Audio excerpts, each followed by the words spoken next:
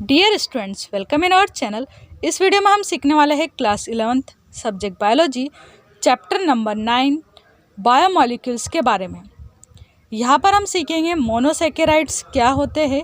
इससे पहले वाले वीडियो में हमने सीखा था कार्बोहाइड्रेट्स क्या है और उनके टाइप्स क्या है। तो मोनोसेकेराइड्स क्या है? कार्बोहाइड्रेट का ही एक टाइप है। जो कार्बोहाइड्रेट है वो 3 टाइप्स के होते हैं, हमने सीखा था। कौन कौन से थे? मोनोसेकेराइड, ओलिगोसेकेराइड एंड थर्ड था यहाँ पर पॉलीसेकेराइड। ठीक है, मोनोसेकेराइड, ओलिगोसेकेराइड एंड पॉलीसेकेराइड। तो इसमें सबसे पहला वाला जो है मोनोसेकेराइड, ये हम आज यहाँ पर डिस्कस करेंगे और इसके टाइप्स देखेंगे कि ये कितने टाइप्स का पाया जाता है। तो जो मोनोसेकेराइड है वो क्या होते हैं? Monosaccharides are those sugars which cannot be hydrolyzed into still smaller carbohydrates। क्या कहा यहाँ पर कि मोनोसेकेराइड्स ऐसे कार्बोहाइड्रेट्स है जिनको हम और अधिक छोटे स्मॉलर कार्बोहाइड्रेट्स में हाइड्रोलाइज नहीं कर सकते, यानी कि और छोटे छोटे मॉलिक्यूल्स में इनको हम डिसोशिएट नहीं कर सकते हाइड्रोलाइसिस के थ्रू। तो ये क्या होते हैं? मोनोसेकेराइड्स होते हैं। ठीक है, इनका अगर हम जनरल फार्मूला देखें तो क्या है जनरल फार्मूला? CnH2O ब्रैकेट में N। ठीक है, क्या है यहाँ पर इसका फार्मूला? Cn और ब्रैकेट के अंदर है H2O और बाहर यहाँ पर है N। ये इनका जनरल फार्मूला होता है। अब इनके अगर हम टाइप से देखें तो यहाँ पर फर्स्ट टाइप है ट्रायोजेज। ट्रायोजेज क्या है? तो सबसे छोटा यानी स्मॉलेस्ट कार्बोहाइड्रेट है और इसका जो जनरल फार्मूला है वो क्या है? C3H6O3 इसका जनरल फार्मूला है। अगर इसकी स्ट्रक्चर हम देखें तो इस टाइप की स्ट्रक्चर बनती है यहाँ पर इसकी ओपन चेन में। और इसका नाम क्या है? तो नाम है इसका ग्लिसरैल्डिहाइड। ये यहाँ पर इसमें CHO ग्रुप यानी एल्डिहाइड ग्रुप जुड़ा हुआ है इतना इतना, इसलिए इसको नाम दिया है ग्लिसरैल्डिहाइड। और कार्बन कितने हैं इसमें? टोटल 1, 2 एंड 3 कार्बन्स है यहाँ पर। ठीक है, ऐसे ही अगर इसको हम एक कीटोन शुगर के फॉर्म में राइट करें तो कीटोन शुगर के फॉर्म में इसका बनता है डाईहाइड्रोक्सी एसीटोन। ये जो स्ट्रक्चर है वो किसकी है? डाईहाइड्रोक्सी एसीटोन की। यहाँ पर देखें अगर तो 2 हाइड्रोक्सी ग्रुप जुड़े हैं इसलिए डाई हाइड्रोक्सी, और कीटोन है ये तो इसको नाम दिया है एसीटोन। ठीक है, अब नेक्स्ट यहाँ पर अपन देखें अगर ट्रायोजेस। ट्रायोजेस क्या है ये? सॉरी, टेट्रोजेस। टेट्रोजेस यानी कि इसमें अगर इसका जनरल फार्मूला आप देखें तो C4 और H कितने रहेंगे यहाँ पर? तो H जो है वो 8 टाइम रहेंगे और ऑक्सीजन यहाँ पर O 4 टाइम रहेंगे, यानी C4H8O4 इसका एक जनरल फार्मूला है।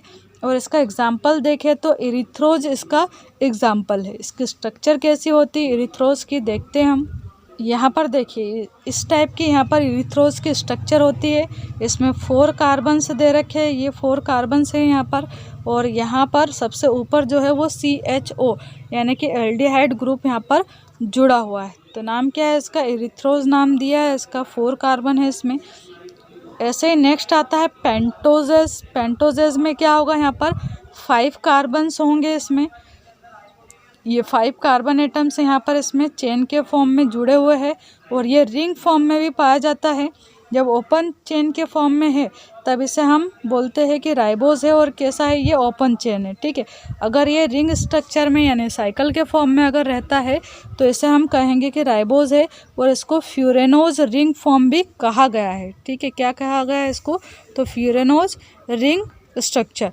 यहाँ पर जो रिंग है उसमें तो 4 कार्बन प्रेजेंट रहेंगे और 1 कार्बन यहाँ पर रिंग के ऊपर यानी कि बाहर के साइड रहता है और यहाँ पर एक ऑक्सीजन इसमें प्रेजेंट रहता है। तो इस टाइप से यहाँ पर इसकी रिंग स्ट्रक्चर पाई जाती है। और ये जो राइबोज फ्यूरेनोज है ये RNA में भी पाया जाता है। RNA क्या है? तो एक न्यूक्लिक एसिड है और इसका फुल फॉर्म क्या होता है? Ribose nucleic acid. तो राइबोज न्यूक्लिक एसिड क्यों नाम दिया गया है इसको? क्योंकि यहाँ पर राइबोज टाइप की शुगर पाई जाती है। जबकि जो DNA होता है ना, DNA में यहाँ पर इस कार्बन सेकंड कार्बन पे जो ये ऑक्सीजन है, ये ऑक्सीजन अगर यहाँ से हटा दें तो ये बन जाता है डीऑक्सी राइबोज शुगर। तो डीऑक्सी राइबोज शुगर पाई जाती है DNA के अंदर, इसलिए इसका DNA का फुल फॉर्म क्या होता है? Deoxy ribose nucleic acid. क्या नाम हो जाएगा? Deoxy ribose nucleic acid. Next देखते हैं इसके बाद हम यहाँ पर हेक्सोजेज यानी कि इसमें कितने कार्बन रहेंगे, यहाँ पर 6 कार्बन प्रेजेंट रहते हैं। जनरल फार्मूला अगर इसका देखें तो जनरल फार्मूला क्या है, C6H12 एंड O6, ये इसका जनरल फार्मूला हो जाएगा। ग्लूकोज फ्रक्टोज जो है वो एक टाइप के हेक्सोजेज ही है, और हमारे ब्लड में जो ग्लूकोज शुगर है उसमें यही वाला ग्लूकोज प्रेजेंट रहता है। ठीक है, यहाँ पर क्या है, ओपन चेन में अगर देखें हम तो ओपन चेन इस टाइप की रहेगी यहाँ पर, यानी कि फर्स्ट जो कार्बन है इस पे एल्डिहाइड ग्रुप रहता है यहाँ पर, और इसका जो थर्ड कार्बन है ना, ये थर्ड कार्बन, इस पे हमें ध्यान रखना है कि OH जो है यहाँ पर लेफ्ट साइड रहता है। बाकी जितने भी कार्बन है ये यहाँ पर, इन सभी कार्बन में जो हाइड्रोजन है वो OH ग्रुप जो है वो कहाँ पर है, राइट हैंड साइड पे है, जबकि थर्ड वाला जो कार्बन है ना इसी पर OH ग्रुप जो है वो लेफ्ट साइड रहता है यहाँ पर, और हाइड्रोजन राइट साइड पे रहता है। बाकी सभी में क्या होगा, OH जो है वो राइट हैंड साइड पे है, और H यानी हाइड्रोजन जो है वो लेफ्ट हैंड साइड पे है। अब इसी को अगर हम एक रिंग फॉर्म में बनाते हैं तो रिंग स्ट्रक्चर कैसी बनेगी इसकी, इस टाइप की रिंग स्ट्रक्चर यहाँ पर बनी हुई है इसकी, है ना। ये जो रिंग स्ट्रक्चर यहाँ पर बनी हुई है इसमें अगर हम देखें तो 5 कार्बन जो है वो यहाँ पर ऐसे रिंग में है, और एक ऑक्सीजन है। ये 6 एटम मिलकर यहाँ पर रिंग स्ट्रक्चर बनाएंगे, और एक जो कार्बन है वो रिंग के यहाँ पर बाहर के साइड होता है। अब ये जो स्ट्रक्चर है इसको हम बोलते हैं ग्लूकोज की पायरेनोज स्ट्रक्चर, यानी पायरेनोज रिंग फॉर्म इसको कहा गया है। ठीक है, ऐसे ही हेप्टोजेज भी पाया जाता है। देखते हैं क्या, ये यहाँ पर दे रखा है हेप्टोजेज। जो हेप्टोजेज है इसमें अगर हम कार्बन्स देखें यहाँ पर तो कार्बन कितने हो जाएंगे, 7 तो कार्बन रहते हैं, H इसमें 14 हो जाएंगे, और ऑक्सीजन कितने हो जाएंगे, 7। तो इस टाइप से यहाँ पर हेप्टोजेज पाया जाता है। और ये जो हेप्टोजेज है इसमें कीटोन फॉर्म भी पाया जाता है, और एल्डिहाइड फॉर्म भी यहाँ पर पाया जाता है। आगे इसमें कहा इम्पोर्टेंट जो हेक्सोजेज है वो कौन कौन से है, तो ग्लूकोज है, फ्रक्टोज है, गैलेक्टोज है, ये सब क्या है, हेक्सोजेज है, मतलब इनमें 6 कार्बन से प्रेजेंट रहेंगे। और एक और होता है मेनोज, क्या नाम है इसका, मेनोज। आगे इसमें बताया है सम मोनोसेकेराइड्स एंड इट्स एग्जांपल्स, कुछ मोनोसेकेराइड्स है और उनके एग्जांपल्स यहाँ पर दे रखे थे। टेबल में आप देख सकते हो, आपके पास बुक में सेल्फ इसको टेबल को आपको देखना है। इसके बाद हम यहाँ पर इसके जो फंक्शंस है वो देख लेते हैं कि मोनोसेकेराइड्स जो है उनके क्या क्या फंक्शन है। तो फर्स्ट फंक्शन यहाँ पर दे रखा है, glucose fructose and galactose are used as food by animals. Galactose and fructose are converted into glucose by liver.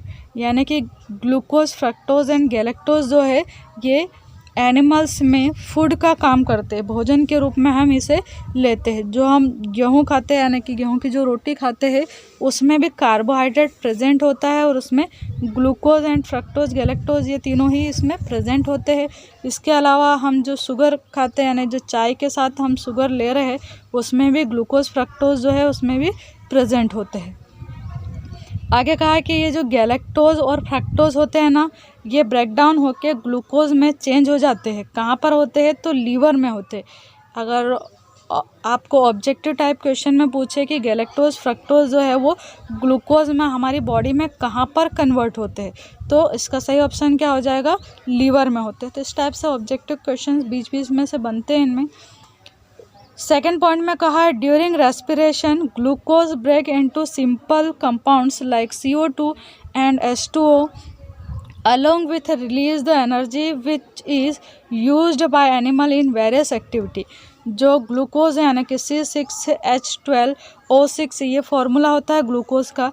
तो जो रेस्पिरेशन की प्रोसेस होती है जिसमें हम श्वास लेते हैं और छोड़ते हैं, इस प्रोसेस में जो ग्लूकोज है ना, हमारी बॉडी के अंदर जो भी ग्लूकोज प्रेजेंट होता है ये छोटे छोटे स्मॉल पार्टिकल्स में टूट जाता है, यानी कि कार्बन डाइऑक्साइड गैस NH2O के मॉलिक्यूल्स में टूटता है, और साथ में हमें एनर्जी देता है। जो हमारी बॉडी में एनर्जी हमें मिलती है वो ग्लूकोज से ही मिलती है ज़्यादातर एनर्जी, और थोड़ी बहुत एनर्जी जो है वो हमें फैट से एंड विटामिन ये प्रोटीन से भी मिलती है। फैट और जो प्रोटीन होते हैं इनसे भी हमारी बॉडी को एनर्जी मिलती है। बट अगर मेन सोर्स हमारी बॉडी में एनर्जी का देखें हम तो कार्बोहाइड्रेट ही होता है। फिर थर्ड पॉइंट में कहा राइबोज एंड डीऑक्सी, जो राइबोज है ये कॉन्स्टिट्यूएंट पार्टिकल्स होते हैं न्यूक्लिक एसिड व न्यूक्लियोटाइड के, यानी डीएनए आरएनए में राइबोज और डीऑक्सी राइबोज शुगर्स प्रेजेंट होती हैं। फोर्थ पॉइंट में कहा in all animals fat and amino acids are formed from glucose. जितने भी एनिमल्स है इनमें जो फैट और अमीनो एसिड्स है, फैट और अमीनो एसिड्स है ये काय से मिलकर बने हैं, तो ये ग्लूकोज से ही मिलकर बने हुए होते हैं।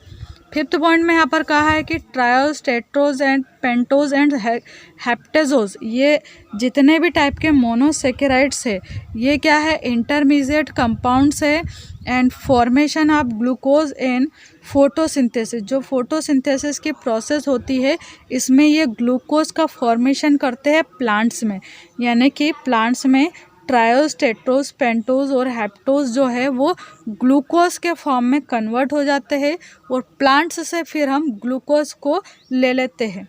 प्लांट जो है वो ग्लूकोज को फ्रूट्स के फॉर्म में सेव करके रखते हैं, या फिर इनकी पत्तियों में भी ग्लूकोज वगैरह प्रेजेंट रहते हैं, जो कि जो भी एनिमल इनको खाते हैं ना उनकी बॉडी में फिर ये ग्लूकोज वहाँ पर ट्रांसफ़र हो जाता है। लास्ट पॉइंट इसमें दे रखा है lactose of milk is formed from glucose and galactose in mammary gland. जो भी एनिमल्स है इनके अंदर जो लैक्टोज शुगर प्रेजेंट होती है वो काय की बनी हुई रहती है, तो लैक्टोज जो है वो ग्लूकोज एंड गैलेक्टोज से मिलकर बनता है। जितने भी मैमल्स है यानी कि जिनके अंदर मैमरी ग्लैंड पाई जाती है उनके अंदर जो ग्लूकोज और गैलेक्टोज है ये मिल्क वाली शुगर यानी कि लैक्टोज में कन्वर्ट हो जाता है।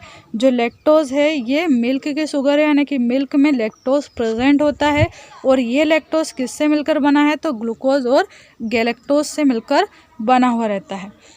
तो ये था हमारा आज का टॉपिक जिसमें हमने मोनोसेकेराइड पढ़ा, उसके टाइप्स पढ़े और कौन कौन से मोनोसेकेराइड से इम्पोर्टेंट है जो कि ह्यूमन बॉडी में पाए जाते हैं या एनिमल्स में पाए जाते हैं वो देखे, और इनके हमने फंक्शंस देखे। आई होप आपको ये टॉपिक अच्छे से अंडरस्टैंड हो गया होगा, और यही आपका आज का होमवर्क है, मोनोसेकेराइड क्या है, उनके टाइप्स क्या क्या है और फंक्शंस क्या है। And thank you so much for watching this video. Thank you.